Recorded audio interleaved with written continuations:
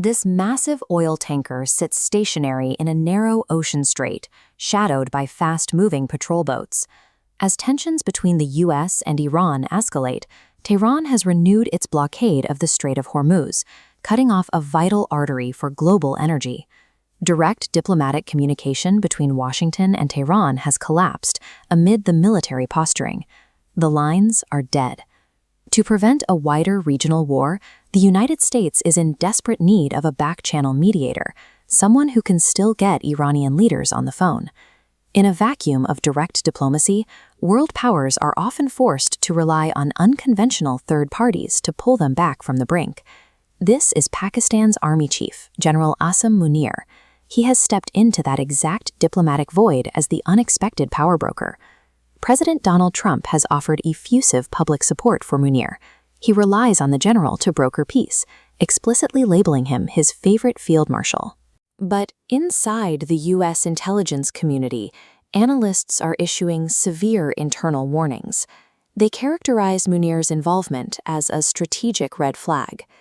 National security experts are employing stark rhetoric to describe the risk. A senior fellow at the American Enterprise Institute warned that relying on Pakistan in this scenario is the equivalent of hiring a child molester to teach in a kindergarten. The executive branch and the intelligence community are now operating under conflicting methodologies regarding the man mediating this standoff.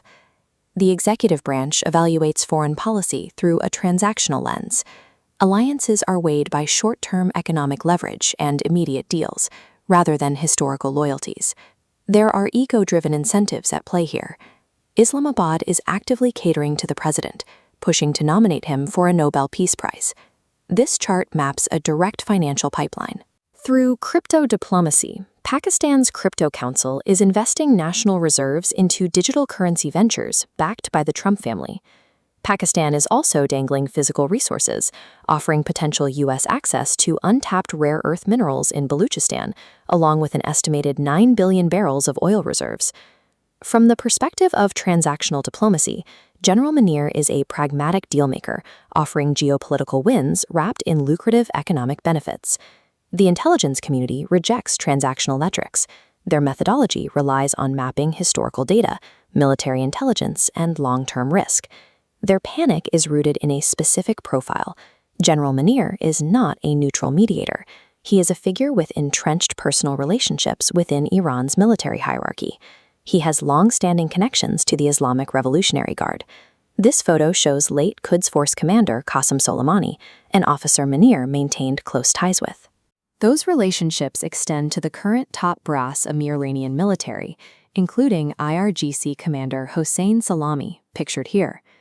To an intelligence analyst, a mediator cannot be trusted with American secrets if his personal network is entangled with the primary adversary's military command. U.S. intelligence uses Pakistan's past behavior as a predictive blueprint, categorizing the nation as a historically perfidious ally. Alongside Pervez Musharraf is Pakistani nuclear scientist A.Q. Khan. He secretly helped establish the Iranian nuclear program the U.S. is now fighting to contain. During the Afghanistan war, Islamabad collected U.S. military aid while simultaneously funding and harboring Taliban insurgents. This satellite imagery shows a compound in Abbottabad, Pakistan. Here the nation shielded Osama bin Laden while acting as America's partner. The map inside shows Abbottabad is an elite military garrison town. This proximity to military infrastructure proved their ability to deceive American intelligence. From the intelligence perspective, Pakistan is not acting erratically. They are simply running their proven double-game playbook.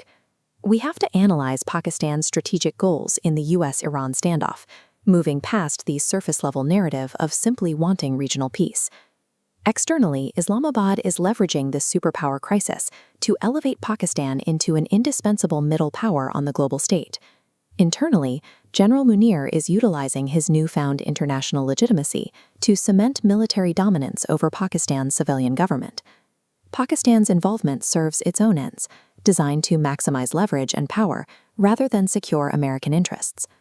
The mechanical danger of relying on a compromised mediator is the flow of sensitive information required to broker peace.